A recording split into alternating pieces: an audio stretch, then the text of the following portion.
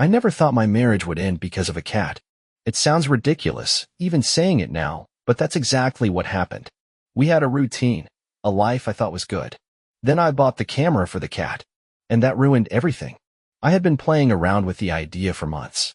Our cat, Milo, had always been an adventurer, slipping out into the yard, exploring the neighborhood, and coming back with a smug look on his face like he had some grand story to tell.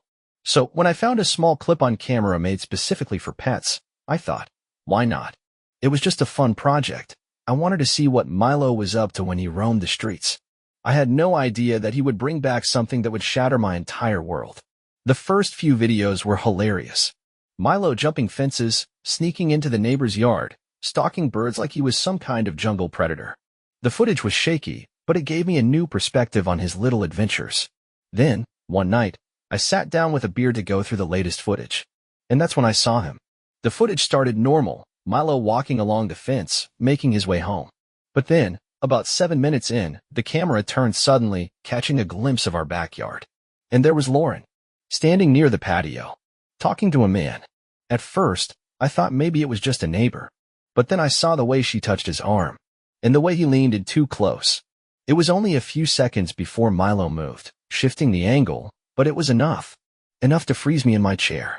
Enough to make my stomach twist into knots. I sat there, replaying those damn 5 seconds over and over. The way she smiled at him. The way he looked at her. This wasn't just some casual conversation. This was something else. Something I never thought I'd see. I didn't confront her. Not yet. Instead, I made a plan. The next morning, over breakfast, I casually told her, I have to go on a business trip next week. She barely looked up from her coffee. Oh? Where to? Chicago, I lied. She nodded. Not even a flicker of sadness that I'd be gone. That was confirmation enough. If she had been faithful, she would have asked when I'd be back, or at least seemed a little disappointed. But instead, she just said, let me know your flight details. Like she was making sure I was actually leaving. Like she was planning something. The moment I left for my trip, I checked into a hotel across town. And I started watching. Lauren had no idea that I was still in the city. For the first 2 days, nothing happened. She went about her normal routine, groceries, gym, work. But on the third night, she slipped. She got into a black sedan. And she wasn't alone. A man was already waiting for her in the driver's seat. I followed them. They drove to a high-end restaurant downtown, the kind of place we only went to for anniversaries or special occasions. I watched from across the street as they walked in together, laughing. My hands gripped the steering wheel so hard my knuckles turned white. This wasn't just some fling. She was comfortable with him. She had done this before. I had already prepared for this moment. Before coming here, I printed a still shot from Milo's footage, the exact moment where Lauren's hand was on that other man's arm. I wrote a note and placed it inside an envelope. I see everything. Then, I slipped the envelope to the restaurant waiter. Please place this on table 14 in about 10 minutes, I instructed him. He gave me a strange look, but nodded. I stepped back outside, waiting. And then I watched. The moment Lauren opened the envelope, her entire face drained of color.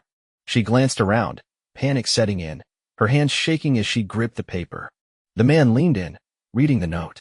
Then, I walked in. Her eyes locked onto me, widening in sheer horror. I approached the table slowly, every step filled with rage. The man shifted uncomfortably. Who the hell are you? I didn't answer him. I only looked at Lauren. You don't even know if I've left town for sure, I said, my voice cold and steady. She opened her mouth, but nothing came out. I leaned forward, gripping the edge of the table. Tell me, Lauren, how long? How many times? Tears welled in her eyes. Ben, please. Answer me. I slammed my fist on the table, making both of them jump. Heads turned. People were watching now. The man, her lover, stood up. All right, man, calm down now. I laughed, shaking my head. Calm down? You're sitting here with my wife, and you expect me to calm down. The restaurant was dead silent now. Lauren was crying. The man looked like he wanted to disappear. And me? I felt nothing. Not sadness. Not heartbreak. Just cold, seething fury. I reached into my pocket and pulled out Lauren's wedding ring. Then I tossed it onto the table. You deserve each other, I said, turning on my heel and walking away. Lauren tried to call me that night. I didn't answer. The next day, I went back home while she was still at the hotel with him. I packed my bags. I took Milo. And I left. Lauren's life fell apart after that night. Her lover? Vanished. He wasn't looking for a long-term affair, just a distraction. When the dust settled, she was alone. I didn't just leave. I cut her off completely. She tried to fight in court, but I had already secured everything I needed. The videos. The restaurant confrontation. I walked away with everything. She was left with nothing. It's funny. She thought she could keep her secrets. But in the end, it was the cat that ruined her. And I never looked back. If you enjoyed the story, don't forget to like, share your thoughts in the comments, and subscribe to the channel for more gripping tales of betrayal, revenge, and justice. Your support means everything. Stay tuned for the next intense story. You won't want to miss it.